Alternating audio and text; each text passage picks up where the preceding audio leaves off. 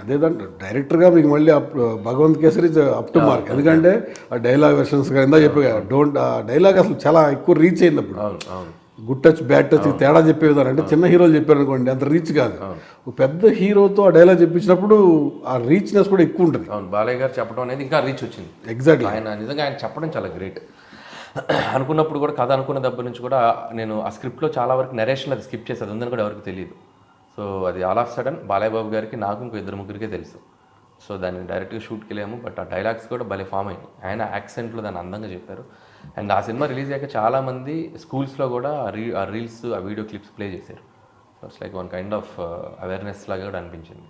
ఈ సినిమాల గురించి మాట్లాడంటే రాజుగారు మీకు మీ సినిమాల్లో 5-8 సినిమాల్లో 6 సినిమాలు ఆయన ఉన్నారు.